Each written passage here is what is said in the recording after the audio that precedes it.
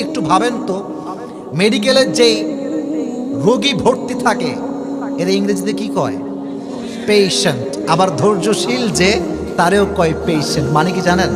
ধৈর্যশীল যে হতে পারবে না সে সবচাইতে বড় রোগী, আর যে ধৈর্যশীল হতে পারে তার মতো সুখী মানুষ আর সুস্থ মানুষ আল্লাহর জমিন আর দ্বিতীয়টা কেউ হইতে পারে না। সুবহানাল্লাহ পড়েন। সবর এমন একটা জিনিস, এমন একটা হাতিয়ার যা কখনো পরাজিত হয় না। সবরকে আল্লাহ তাআলা এমন এক শক্তি দিয়েছেন যা কখনো দুর্বল হয় না।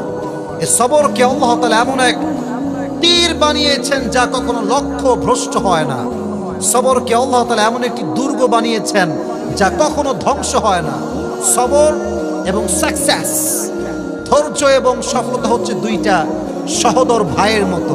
যে ধৈর্যশীল হবে সে সফল হবে, এখানে কোনো সন্দেহ নাই। ঠিক কেনা বলেন যুবক ভাইয়েরা? এবার আসেন, সবর কতটা দামি, কতটা গুরুত্বপূর্ণ কোরআন থেকে আমরা দলিল সহকারে আজকে জেনে যাব। তবে এখানে নলেজের পরীক্ষা দেওয়া লাগবে। কতটুকু আপনি জানেন, কতটুকু আপনি knowledgeable person about Islam. I would like to test you man. এটা পরীক্ষা করব। একজন নবী ছিলেন যিনি লম্বা সময়, প্রায় 18 বছর, কোথাও আসছে 12 বছর, রোগে আক্রান্ত ছিলেন। পুরো দেহে পচন ধরেছিল। নাম কি? আইয়ুব আলাইহিস সালাতু ওয়াস সালাম। তার কথা কোরআনে আছে না নাই? আইয়ুব আলাইহিস সালাতু ওয়াস সালাম 18 বছর রোগাক্রান্ত ছিলেন। তার পা থেকে শুরু করে পেট সব পচন ধরেছে। যখন জবান পর্যন্ত সেই পচন ক্রিয়াটা চলে এসেছে, আইয়ুব বলছে, আল্লাহ এতদিন সব নষ্ট হয়েছে, কিচ্ছু বলি নাই, কোনো অভিযোগ করি নাই, কিচ্ছু বলি নাই, বাট যে জবান দিয়ে তোমার জিকির করি সেই জবান যদি নষ্ট হয়ে যায়, এটা আমি আইয়ুব কখনো মানতে পারবো না। সুবহানাল্লাহ পড়েন সবাই। আইয়ুব আলাইহিস সালাতু ওয়াস সালাম ডাক দিয়ে বলছে, আল্লাহ আন্নী মাসসানিয়াদ দুররু ওয়া আনতা আরহামুর রাহিমিন। ও আল্লাহ, আমি ক্ষতিগ্রস্তের মাঝে শামিল হয়ে গিয়েছি, আর সবচাইতে দয়াময় মায়াময় একজন আওয়াজ দিয়ে বলেন তো তিনি কে? সিস্টেম দেখেন কি সুন্দর সিস্টেম। আল্লাহ, আমি বিপদে পড়ছি আর তুমি না দয়াময়, তুমি না মায়াময়।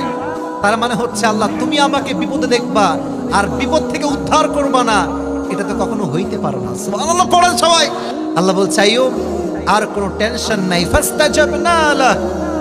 আল্লাহ সঙ্গে সঙ্গে আইয়ুবের দোয়াকে কবুল করলেন এবং তার কুদরতি আদেশে আইয়ুবের পুরো দেহটার যে পচন ক্রিয়া ছিল সে সঙ্গে সঙ্গে সুস্থ হয়ে গেল। সুবহানাল্লাহ পড়েন। তাহলে যখন অসুখ আসবে অভিযোগ কইরেন না যে আল্লাহ তুমি আমারে কেন দিলা। কিছু লোক আছে কয় যে আল্লাহ কি কাউরে পায় না, খালি আমারই কি পায়? দুনিয়া থেকে আমি আছি, সব কষ্ট আমার উপরে, কেন কেন কেন? কেন বলা যাবে না, যা হয় আল্লাহর পক্ষ থেকে হয়। আর এটা আমি মুসলিম হিসেবে বিশ্বাস করি, আল্লাহ যা নিয়ে যাবে তার চাইতে অধিক গুণ বাড়ায় আল্লাহ আমাকে দান করবে। ঠিক আছে?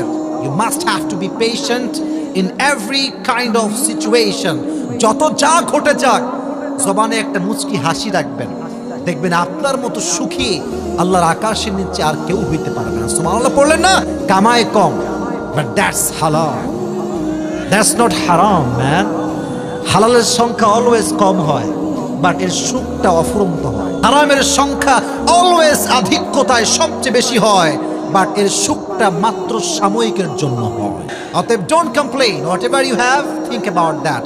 Don't think about whatever you don't have. You have to think about whatever you have. যা আছে তা নিয়ে ভাববেন যে আল্লাহ আমাকে চোখ দিয়েছে, হাত দিয়েছে। দেখবেন যে মনটা আপনার খুশিতে ভরপুর হয়ে যাবে।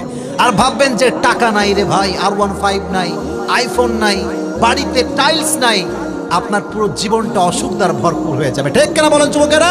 ধৈর্যশীল হওয়ার দরকার। আইয়ুব আলাইহিস সালাতু ওয়াস সালামের জীবন থেকে আমরা শিক্ষা পেলাম। আজ থেকে যখনই অসুখ আসবে সবর করব একজনের জন্য। আওয়াজ দিয়ে বলেন তো তিনি কে? কোরআন থেকে দলিল দিলাম যে অসুস্থ হলে ধৈর্যশীল হওয়া ছাড়া কোনো গতি নাই।